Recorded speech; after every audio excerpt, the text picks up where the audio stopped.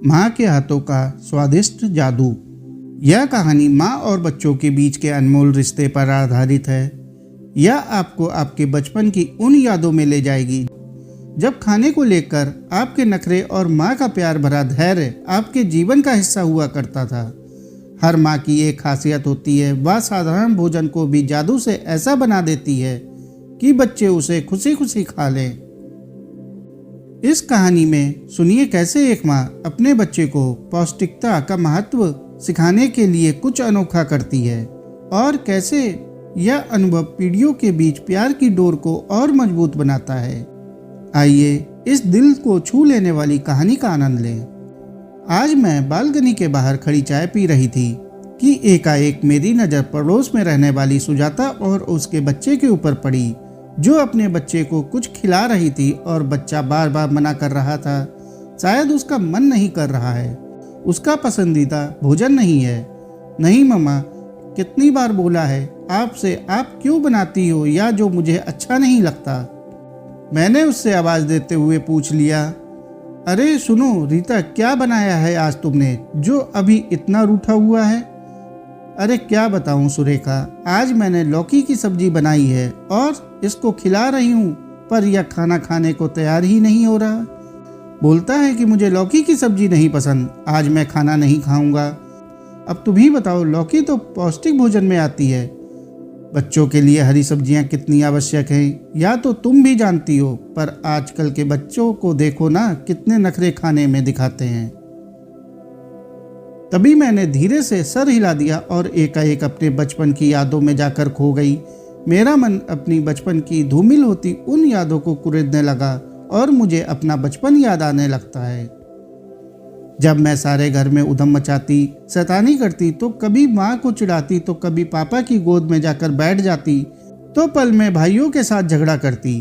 खाने में बहुत ही चूजी थी। माँ हमेशा मुझे इसके लिए गुस्सा करती रहती थी और समझाती रहती थी, बेटा सारी चीज़ें खाने में खाते हैं क्योंकि भगवान ने जितनी भी सब्जियां बनाई हैं वह हमारे लिए कहीं ना कहीं बहुत महत्वपूर्ण और उपयोगी होती हैं, इसीलिए तो इस जमीन पर उगती हैं। साथ में पापा भी हामी भरते जाते थे, पर मैं कहाँ उनकी सुनने वाली थी और कहाँ उनकी बातों का मुझ पर असर होता था। हर दिन मैं खाने के लिए शोर किया करती थी और रोती थी कि मुझको आज या नहीं खाना, पर माँ मुझे डांटा करती थी, कभी प्यार से समझाती, कभी यहाँ तक कि मुझे थप्पड़ भी लगा देती थी। एक दिन की बात है, मुझे याद आ रहा है, माँ ने बड़े प्यार से अपने पास बुलाया और बोली, सुरेखा पता है आज मैंने तेरे लिए क्या बनाया है। मैंने अपनी दोनों बाहों को उनके गले में डालते हुए कहा, बोलो ना माँ, क्या बनाया है आज आपने मेरे लिए। माँ बोली, आज मैंने तेरे लिए सरसों का साग बनाया है और साथ में मक्के की रोटी। यह सुनते ही मेरा मूड बिगड़ गया। मुझे नहीं खाना सरसों का साग और ना ही रोटी, ले जाओ यहाँ से। तब मुझे माँ ने प्यार से कहानियाँ सुनाते हुए और समझाते हुए खिलाने की कोशिश करती रही, पर मैं अपना मुंह खोलने को तैयार नहीं थी। मैं जिद पर अड़ी बैठी रही कि कुछ और बनाओ। माँ जानती थी कि बच्चों के लिए हरी सब्जियाँ कितने फ़ायदेमंद होती हैं। माँ कहा करती थी, पर मैं कहाँ सुन रही थी, मैं तो बस अपनी धुन में ही दीवानी थी। माँ बोली, जाओ मैं तुमसे बात नहीं करती। मैंने कहा, नहीं माँ ऐसे ना बोलो, पर मुझे यह साग बिल्कुल भी पसंद नहीं है, मैं नहीं खाऊंगी।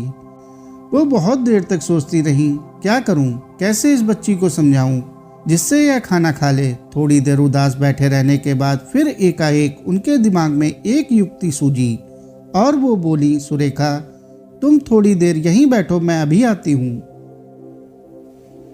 मुझे याद आ रहा है कि माँ की आदत थी, वो खाने में कुछ न कुछ नया एक्सपेरिमेंट करती रहती थी। आए दिन कुछ न कुछ नया करती रहती थी। कभी कुछ सब्जी के साथ कुछ बना दिया, तो कभी कुछ सब्जियों को डालकर कुछ नया और बना दिया। वह हमेशा एक्सपेरिमेंट करती थी जिससे खाना और स्वादिष्ट हो जाता था। उस दिन माँ ने जाकर साग को कढ़ाई में डाला और डालकर उसमें थोड़ा टमाटर, लहसुन और थोड़ा सा अमचूर डालकर उसे फ्रिज में जो पनीर रखा हुआ था उसको निकालकर उसके टुकड़े कर साग में डालकर थोड़ी देर बनने के बाद मेरे पास गर्मा गर्म कटोरी में लेकर आई। देखो तो सुरेखा, मैंने क्या बनाया है। मैं बड़ी ही प्यार से बोली, बोलो ना मम्मा, क्या बनाया है। देखो मैं तुम्हारे लिए पनीर की सब्जी बना कर लाई हूँ, तुम्हें बहुत पसंद है ना। और फिर माँ ने मुझे वो धीरे धीरे सारा साग पनीर खिला दिया। मैं खुशी खुशी सारा साग बड़े चाव से खा गई। तभी पीछे से आती एक आवाज़ ने मुझे फिर से चौंका दिया। माँ, क्या कर रही हो बाहर खड़ी होकर? मेरे लिए जल्दी से खाना लगा दो, बहुत जोरों से भूख लगी है। और मैं पलटी तो देखा मेरी बेटी खड़ी मुझसे खाने की फरमाइश कर रही है। मैं बीते लम्हों को वहीं छोड़कर अपनी बेटी के गले में हाथ डालते हुए बोली, माँ हमेशा माँ होती है। आई लव यू बच्ची। दोस्तों, यह कहानी माँ के प्यार, उसकी निस्वार्थता और उसके द्वारा बच्चों को दिए गए संस्कारों पर आधारित है। यह बताती है कि माँ हर पीढ़ी में बच्चों को सही पोषण और आदतें देने के लिए कितनी मेहनत करती है। साथियों, आपको यह कहानी कैसी लगी कमेंट करके जरूर बताएं। कहानी अच्छी लगी हो तो कहानी को लाइक और चैनल को सब्सक्राइब कर लें। धन्यवाद।